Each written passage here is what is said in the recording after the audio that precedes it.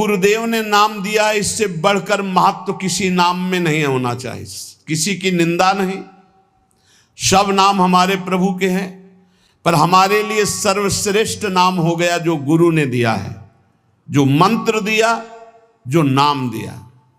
एक एकांतिक में आए और बोले हम कुछ 2-4-6 महीने से हम आपके शिष्य हैं, मंत्र ले लिया है।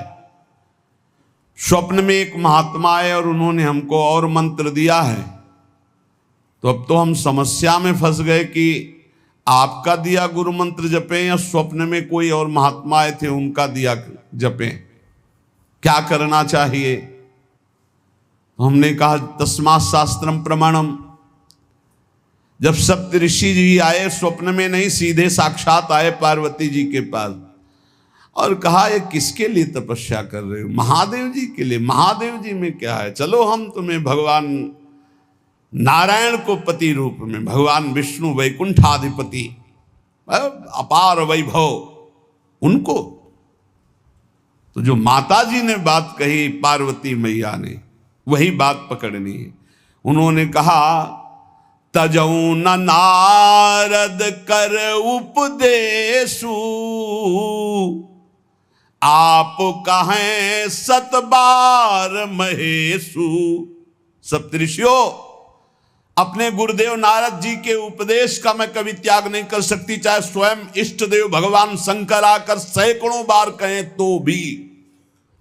तजऊ न नारद कर उपदेशु, आप कहें सत बार महेशु। कोटि जन्म लगी रगर हमारी, बरों संभुनता रहूं कुंवारी। करोड़ जन्म लूंगी, हर बार अपने गुरुदेव के दिए हुए मंत्र का अनुष्ठान करूंगी और देवाधिदेव महादेव को पति रूप में वरण करूंगी, अन्यथा कुंवारी रहूंगी। बहुत सी कन्याएं और बहुत से वर हैं, आपको ब्याह कराने का शौक है तो आप जाइए, लेकिन मैं पर्वत से प्रकट हुई हूं, हिमालय से, मैं अडिग हूं अपने गुरुदेव के वचन में। तो यहां कह रहे उपासक को चाहिए कि अपने गुरुदेव के दिए हुए नाम मंत्र में ही निष्ठा रखे। स्वप्न में क्या, जागृत में आके ब्रह्मा भी उपदेश कर दें तो अपने गुरु के वचनों को नहीं टाल सकते, तभी उपासक आगे बढ़ता है। नहीं माया रौंद देगी, चल के देख ले कोई। नित्य निरंतर गुरु प्रदत्त नाम और रूप, जो रूप गुरुदेव ने बताया। हमारे गुरुदेव क्या नाम रूप बता रहे?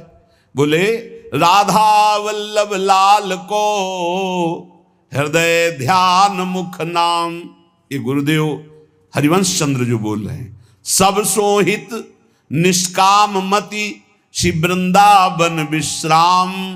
श्री राधा वल्लभ लाल को हृदय ध्यान मुख नाम। बस रात दिन राधा वल्लभ श्री हरिवंश, राधा राधा।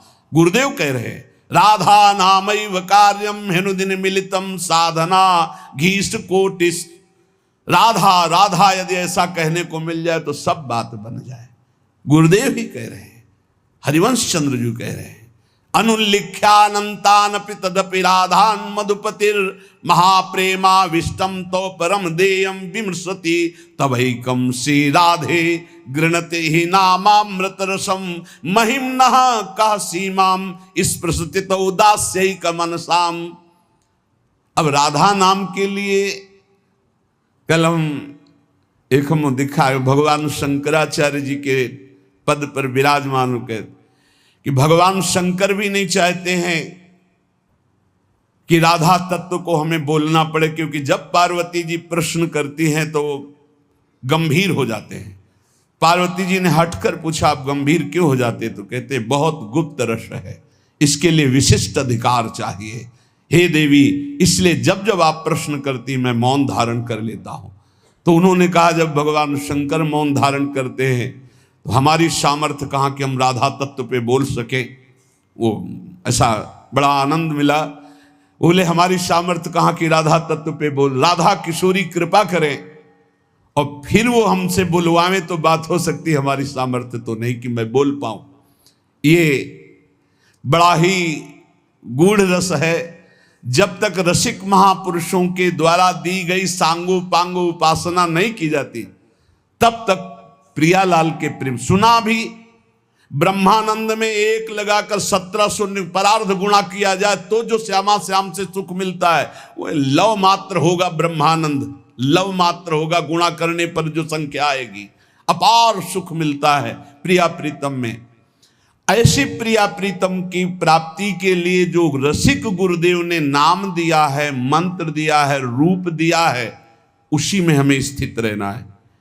देखो, मन को एक सच्चिदानंद में लगाना है। माया क्या करती, भटकाव बनाए रहती है, ये विक्षेप पड़ता रहता है। अब मन इसमें नहीं लग रहा है, उसमें चलो, उसमें चलो, ये इसकी चाल है।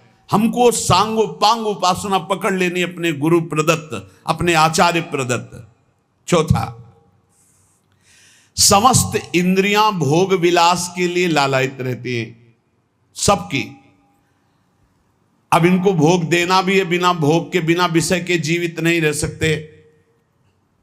शरीर चलाना है, सेवा धर्म पूर्ति करनी है, पानी पीना भी विषय है, अन्न पाना भी विषय है, देखना भी विषय है, सुनना भी विषय है, सब विषय के अंतर्गत आता है। तो यहां अपनी इंद्रियों से जो विषय ग्रहण करना है वो भागवती करना है।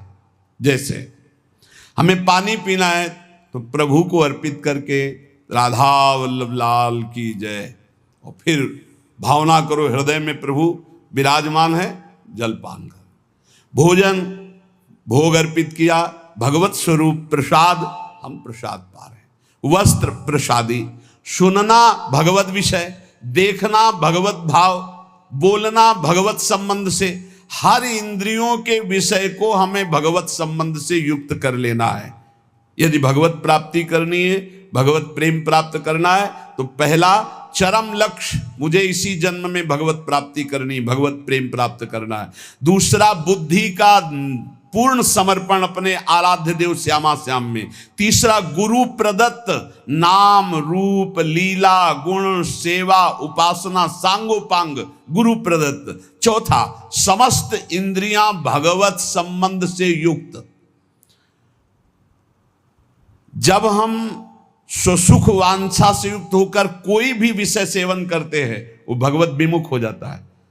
जैसे हम कोई सूंघा वस्तु और वो प्रभु के संबंध से युक्त नहीं, ये स्वसुख वांछा से युक्त सूंघना, ये बंधन कारक हो गया।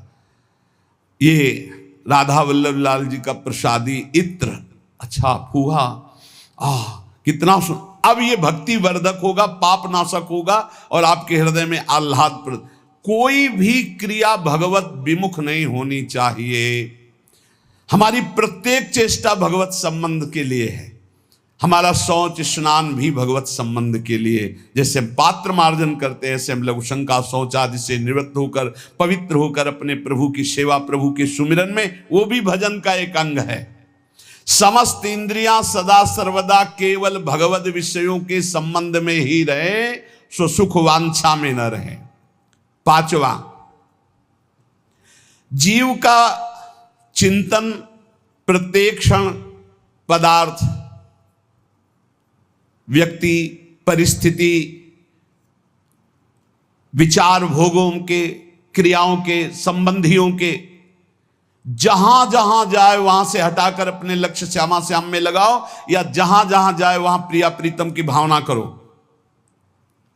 जीवन का प्रत्येक पल किसी व्यक्ति के विचार में, वस्तु के विचार में, स्थान के विचार में, भोग विचार में, जहां जहां जाए वहां से हटाकर श्यामा श्याम में लगाओ, या जहां जहां जाए वहां श्यामा श्याम को देखो। छठवां, चित्त की एक एक वृत्ति से तुम्हारे आराध्य देव कभी हटने ना पावे। बड़ी उत्तम स्थिति होती उस उपासक की, एक एक वृत्ति भगवदाकार करनी है। जैसे समुद्र में करोड़ों तरंगे, ऐसे चित्त में लाखों करोड़ों वृत्तियां, हर वृत्ति भगवदाकार। गोपी जनों की थी, विक्रेतु कामाखिल गोप कन्या मुरारी पादार्पित चित्त वृत्ति, दध्यादिकम मोह वशादवोचद गोविंद दामोदर माधवेति। कैसी स्थिति, बोले बेचने जा रहे हैं दही, पर चित्त की वृत्ति में गोविंद बसे, मुरारी बसे, तो वो कैसे पुकार रही? कोई गोविंद ले ले, कोई दामोदर ले ले, कोई माधव ले ले। तो ब्रजवासी जन कहते हैं बावरी क्या बेच रही? तब शुद्ध आती, अच्छा नहीं तो बोल रही कोई गोविंद ले ले, कोई दामोदर ले ले, कोई माधव ले ले। विक्रेत कामा खिल गोप कन्या मुरारी पादार्पित चित्त वृत्ति दध्यादिकम। बेचना है दही और बोल रही कोई गोविंद ले ले, दामोदर ले ले, माधव ले ले। चित्त की एक एक वृत्ति श्यामा श्याम में अर्पित, ये बहुत आनंद का विषय।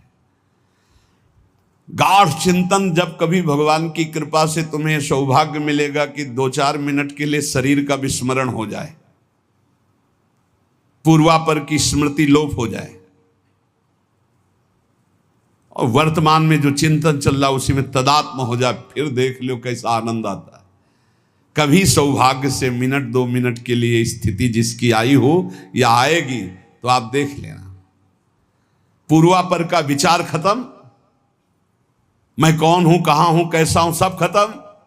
केवल स्मृति, मात्र स्मृति, भगवत स्मृति, प्रिया प्रीतम की स्मृति। उस समय जो आनंद उसका वर्णन नहीं हो सकता।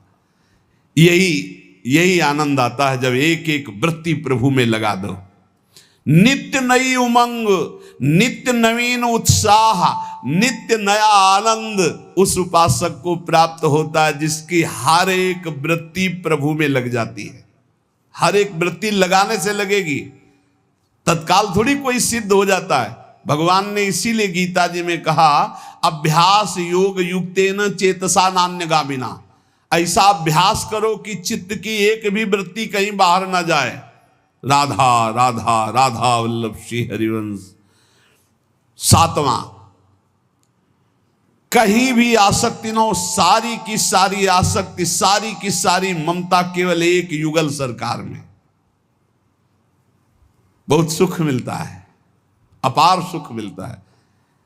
जिससे प्यार होता है, अपनापन होता है, उसकी बात सुनने में सुख मिलता है। अरे वो दिशा अच्छी लगती है, वो दिशा अच्छी लगती है। जिधर अपना प्यारा बसता है ना, वो दिशा अच्छी लगती है। उधर से आई हुई वायु ऐसा लगता है प्यारे का आलिंगन हो रहा है। अभी वो प्रेम जागृत नहीं हुआ, इसलिए उस एरिया को कोई आ जाए, अच्छा आप उधर से आए, जहां अपना प्यारा बसता है उस क्षेत्र का कोई आ जाए तो ऐसा लगता है प्यारा मिल गया।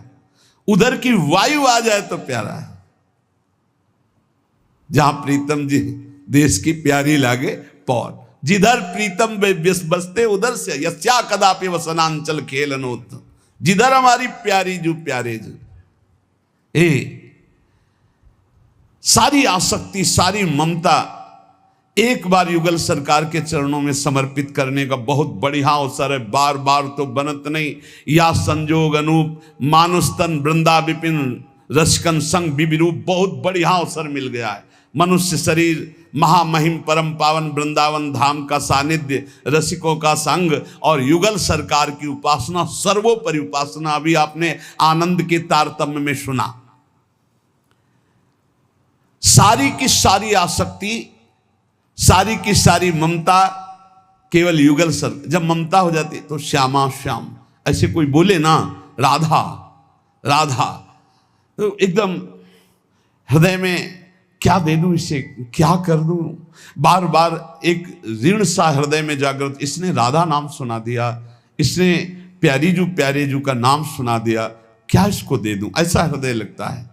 ऐसा हृदय मिल, जिससे सेवक जी महाराज कहते, जो हरिवंश को नाम सुनावे तन मन प्राण तासु बलिहारी।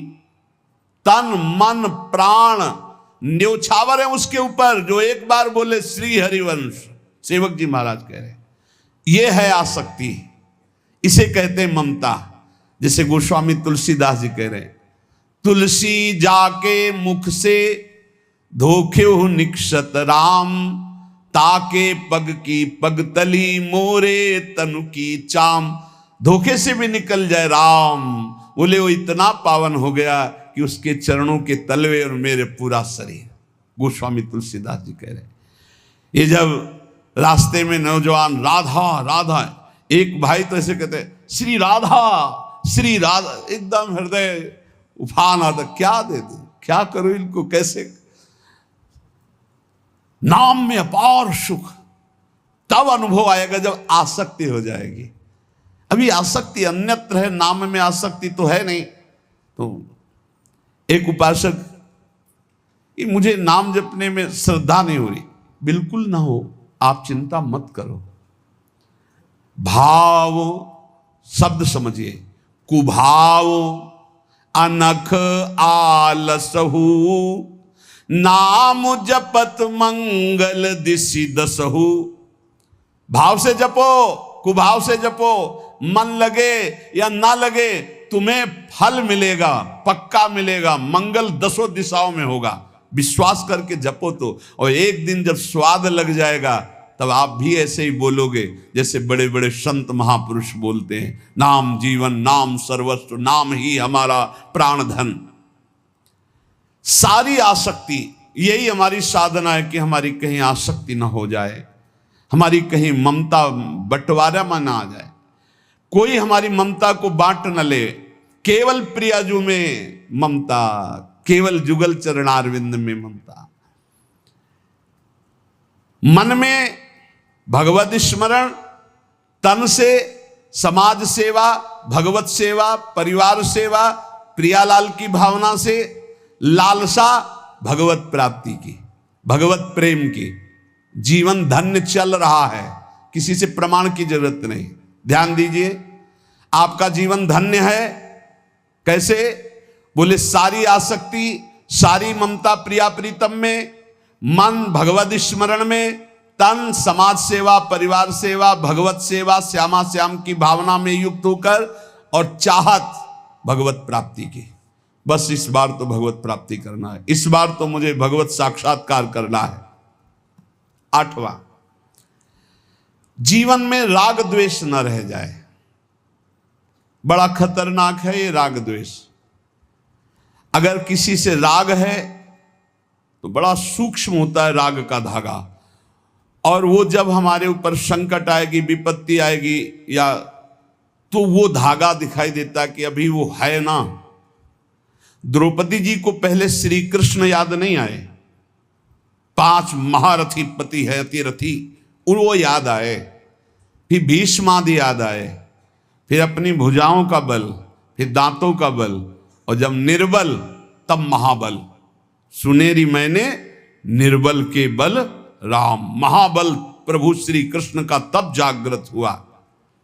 ये राग बहुत खतरनाक है, किसी से राग ना करें। यही राग जब प्रियालाल के चरणों में अर्पित हो जाता है तो अनुराग कहलाता है। जब शरीर भोग, शरीर संबंधी, यही बहुत फंसाव वाला जन्म मरण चक्र का मूल यही राग है। और जब इसमें बाधा पड़ती तो द्वेष हो जाता है। द्वेष बहुत खतरनाक है। भजन कर रहे हैं, कई वर्ष पहले किसी ने कुछ कहा, याद आ गया और जलने लगा हृदय। उसकी पूरी सामने झांकी है, भजन कर रहे हैं प्रभु का, और झांकी है उस द्वेष जिससे हुआ है, और हृदय जलने लगा। या कभी वो सामने पड़ गया तो देखकर जल। द्वेष ना होने पावे, अजात शत्रु ते सदा। भक्त अजात शत्रु होता, एक भी पूरा सृष्टि में शत्रु ना होने पावे। तो बोले क्या भक्त से क्रोध लीला नहीं होती? क्या भक्त क्रोध नहीं करता जैसे द्वेषी पुरुष करते हैं? बोले होता है, लेकिन भक्त का द्वेष ऐसा होता है जैसे जल में रकील खींचो, कितने सेकेंड, बस जितने में खींच रहे उतने में, इसके बाद नहीं। ऐसा नहीं कि उसके चिंतन में आएगा कि वो बहुत दुष्ट है, ऐसा कभी नहीं आएगा। अगर कभी ऐसा दिखाई दे रहा है तो वैसे जल में जैसे ऐसे, बस ऐसे किया, खत्म। और संसारी पुरुष का द्वेष कैसा होता है? पत्थर की रकील खींच दो तो बनी की बनी, और वो जल की रकील, जल में ऐसे रकील खींचो, 1 सेकेंड में खत्म। ऐसे भक्त का आवेश होता है, कोई धर्म विरुद्ध या इष्ट विरुद्ध या ऐसा, तो एकदम वो आवेश दिखाई देगा, लेकिन उसी क्षण वो तत्काल बिल्कुल द्वेष, किंचन मात्र नहीं, किंचन मात्र मंगल की भावना नहीं। अगर राग द्वेष है तो फिर वो भक्त कैसा? जीवन में राग द्वेष न रहने पावे, किसी से राग नहीं, किसी से द्वेष नहीं, और किसी भी भोग के प्रति ऐसी प्रचंड ममता कामना ना हो कि प्रियालाल का विस्मरण हो जाए।